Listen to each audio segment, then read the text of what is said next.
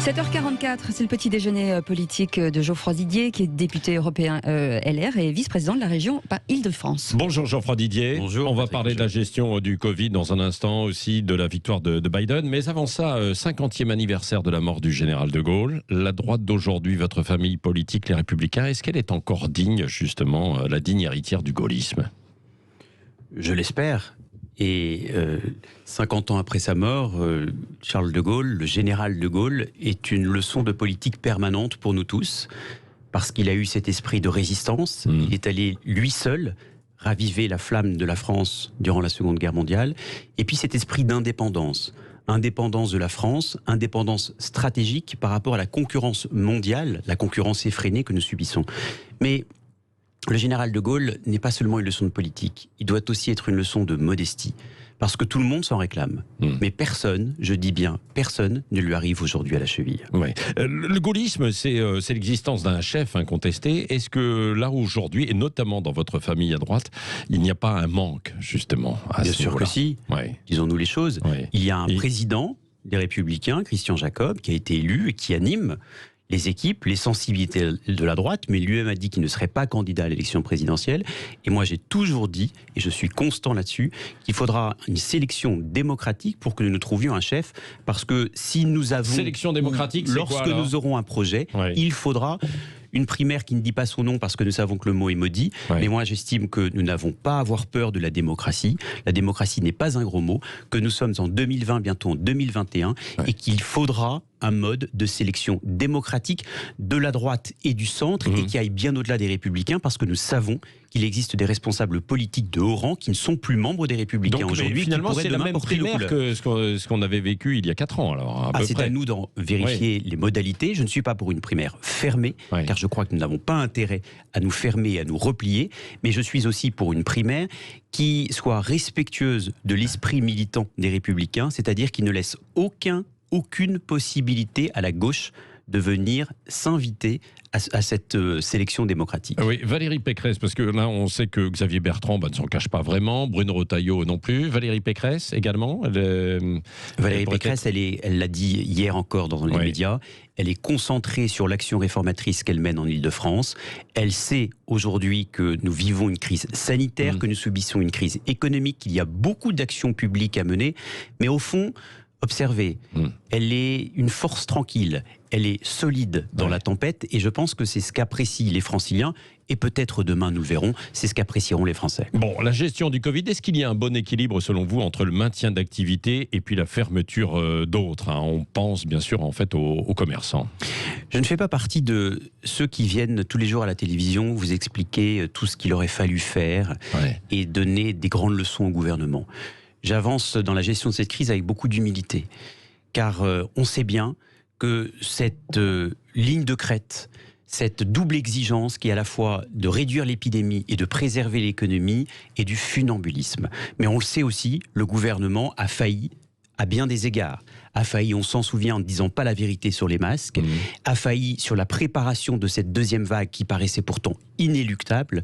Et je me pose la question aujourd'hui de savoir certains disaient qu'il n'y aurait pas de deuxième vague. Donc et elle nous paraissait quand même inéluctable, parce qu'on sait bien que tant que nous n'aurons pas le vaccin, nous devrons jouer au yo-yo avec cette épidémie.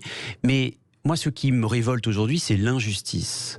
C'est l'injustice dont font preuve aujourd'hui, malheureusement, donc que subissent les petits commerçants. J'étais ce week-end à la rencontre des commerçants d'Île-de-France. J'aimerais qu'on trouve le plus vite possible, et en respectant les conditions sanitaires, des solutions pour ne pas laisser ces commerçants mourir à petit feu.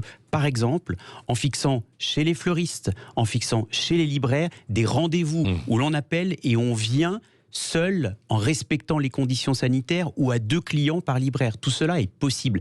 Des solutions alternatives existent qui, je le dis bien et j'insiste là-dessus, seront respectueuses des conditions sanitaires qui doivent être évidemment impérativement respectées. En attendant, c'est le commerce à distance qui fonctionne, qui marche, et les grandes surfaces. Oui. Et il y a un Black Friday là, cette semaine. Mais je suis vraiment, et je demande l'interdiction de ce Black Friday, car je ne voudrais pas qu'à l'injustice s'ajoute l'indécence. Je ne voudrais pas que les marchands du web raflent la mise et profitent de cette période difficile pour tout le monde pour prendre tout ce qu'il y a à prendre au détriment de ces commerçants qui sont en train de rogner chaque semaine sur leurs économies et qui sont en train de mourir à petit feu. Je demande l'interdiction du Black Friday, car à l'injustice ne doit pas s'ajouter l'indécence. Oui. Un mot sur les écoles. Il y a un débat sur les protocoles sanitaires. Est-ce qu'il y a eu un échec, selon vous, dans la préparation ? Sur les écoles, je suis prudent, car la volonté du gouvernement, et je la partage, était de préserver coûte que coûte l'instruction, car on sait bien qu'évidemment les défauts d'instruction créent de profondes injustices, et je vous ai dit il y a quelques secondes que ce qui me révoltait, c'est l'injustice. Je suis totalement favorable, évidemment, à ce que les enfants portent des masques dès l'âge de 6 ans, comme ça a été décidé, car on sait bien que les enfants asymptomatiques véhiculent le virus. Donc oui, il y a peut-être eu des défauts ici et là d'organisation, mais en tout cas, je défends l'idée que les écoles doivent continuer à fonctionner. Oui, vous êtes député européen. Il n'y a plus de séance plénière au Parlement à Strasbourg. Vous êtes au chômage. Qu'est-ce que vous faites alors, du coup ? Comment travaillez-vous ? Le Parlement expédie des affaires courantes. Ouais. Il y a des commissions. Il y a des organisations, il y a des réunions en visio, mais nous avons un problème, c'est que nous n'avons plus de débat, parce que nous ne pouvons plus aller ni à Bruxelles ni à Strasbourg, nous ne pouvons plus voter que par email, nous ne pouvons plus voir nos collègues. Donc à un moment où nous avons plus que besoin d'Europe, il y a une crise économique qui touche toute l'Europe, il y a un plan de relance européen qui aujourd'hui patine, à un moment où c'est l'Europe entière qui est menacée par le terrorisme islamiste. On l'a vu à Vienne et on le voit malheureusement dans beaucoup de villes en France.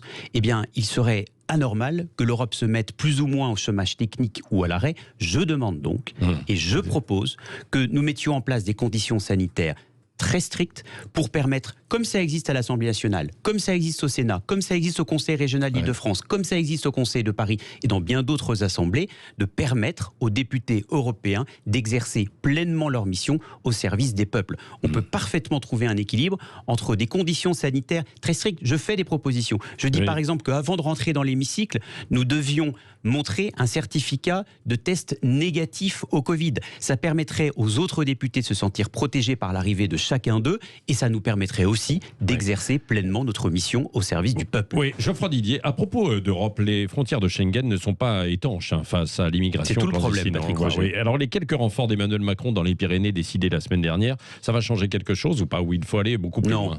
D'ailleurs, vous le dites vous-même dans votre question, les quelques renforts. On a prévu, prévu d'arriver à 10 000 gardes frontières de l'agence dite Frontex d'ici 2027. 2027. Mais vous croyez qu'on peut attendre 2027? Combien de morts et combien de victimes du terrorisme aurons-nous à pleurer d'ici 2027 si on ne fait rien? Et le problème de l'Europe aujourd'hui, c'est pas seulement celui de la solidarité entre nous, c'est celui de la solidité. Car il ne peut pas y avoir de libre circulation à l'intérieur des frontières, ça s'appelle l'espace Schengen, s'il n'y a pas de frontières extérieures qui soient solides, c'est-à-dire étanches.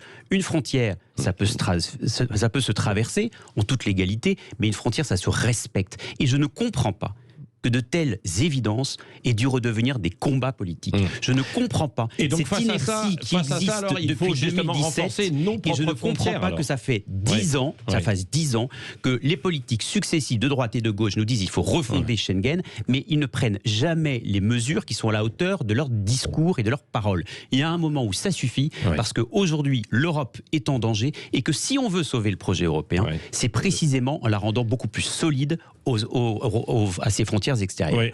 Trump battu, je reviens aux États-Unis. Qu'est-ce que la victoire de Biden peut changer pour la France et l'Europe dont vous parlez là à l'instant? C'est un pays que je connais bien, que j'apprécie, où j'ai vécu 4 ans, où j'ai étudié et travaillé.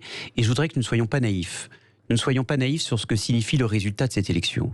Donald Trump est passé de 63 millions d'électeurs en 2016 à près de 71 millions. Ça veut dire qu'il a aussi... Je le constate, j'en prends acte, je ne juge de rien, aussi réussi son mandat dans le sens où, 1, il a fait tout ce qu'il avait dit qu'il ferait, et 2, il a été le véhicule d'une attente de protection, et j'aimerais que ces électeurs, nous arrêtions de les moquer, de les sous-estimer et de les mépriser. Et puis je voudrais aussi qu'on ne soit pas naïf sur ce que sera le mandat de Joe Biden.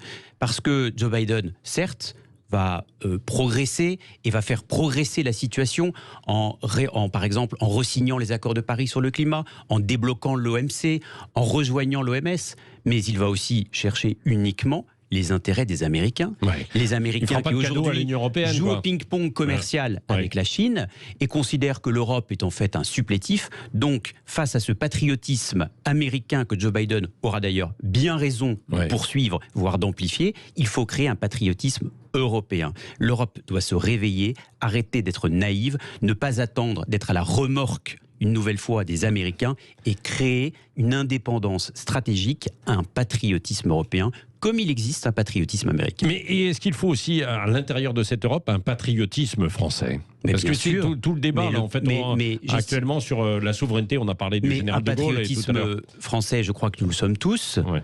Vous l'êtes, Cécile Demény-Busselet, l'est, tous ceux qui nous écoutent sont des patriotes. Pourquoi me posez-vous cette question ? Bien sûr, mais là où vous avez raison de me la poser, c'est qu'effectivement, il y a des personnes qui sont aujourd'hui françaises ou qui sont devenues françaises ou dont les parents étaient étrangers et qui eux-mêmes sont nées françaises et qui pourtant retournent leurs armes contre la France. Et là, c'est peut-être un constat d'échec pour nous tous, mais c'est aussi une exigence de fermeté à leur égard. Et je voudrais que là-dessus, nous ne lâchons rien. Et quand je vois, par exemple, que les mosquées salafistes ont été fermées, 10 mosquées ont été fermées alors qu'on en recense plus de 100. Lorsque je vois qu'Emmanuel Macron ne prend pas toutes les mesures nécessaires et se contente de mots et se gargarise de déclarations, je suis inquiet pour la suite et pour les menaces terroristes qui restent évidemment très fortes sur notre territoire. Oui, question avec Geoffroy Didier, avec Cécile Demény-Busselet. Cécile. Oui, je reviens sur Jean-Luc Mélenchon qui a préposé sa candidature hier contre une investiture populaire de 150 000 voix. 150 000 voix pour légitimer sa candidature présidentielle, il n'y a pas un souci, ça vous inspire quoi ? L'initiative de Jean-Luc Mélenchon, je la comprends. C'est de dire, pour pouvoir être officiellement candidat, il ne faut pas uniquement l'aval d'élus, il faut aussi un aval populaire. Et je considère que le candidat, il s'agit désormais de ça, le candidat Mélenchon est un candidat sérieux, mais est aussi un candidat dangereux.